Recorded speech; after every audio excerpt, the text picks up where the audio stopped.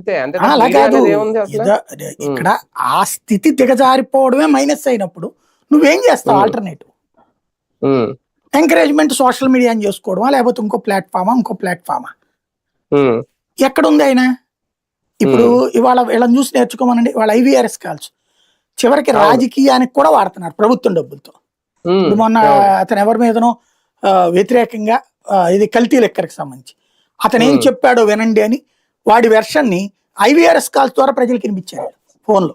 అవును అవును. అదేంటి అసలు? అది పోలీస్ డిపార్ట్మెంట్ సంబంధించిన కేసు. ఒక రకంగా ప్రచారం చేశారు. మరి అదెందుకు చేసుకోలేకపోయింది వైసీపీ? మరి జగన్ గారు కూడా ప్రచారం చేసుకోవాలి. అప్పుడు రైతులందరికీ మేము రైతు బీమా కట్టాను, మీకు డబ్బులు అందినయా అని చెప్పి IVRS కాల్ ద్వారా ప్రచారం చేస్తుంటే నిన్న ఆ రైతు ఆ ప్రశ్న అడుగుండేవాడు కాదు.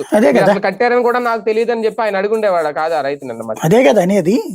బేసిక్ గా అది ప్రచారం చేసుకోవడం అనేటటువంటిది ప్రభుత్వ యంత్రాంగం చేయాలా, లేదా లోకల్ రాజకీయ నాయకులు చేయాలా? వాళ్ళ పార్టీ అధికార పక్షం వాళ్ళు, ఇటు వీళ్ళు. అసలు ఫస్ట్ చేయాల్సింది అది మీడియా బాధ్యత.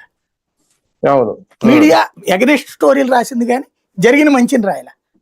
ఇప్పుడు జరగని మంచిని జరిగినట్టు రాస్తుంది. అప్పుడు జరిగిన మంచిని కూడా ప్రచారం చేయాలి. అది తేడా. జగన్ వ్యతిరేకంగా ఉండడమే మీడియా బాధ్యత అక్కడ, అంతే. అది అప్పుడు నిర్వర్తించారు, ఇప్పుడు నిర్వర్తిస్తున్నారు.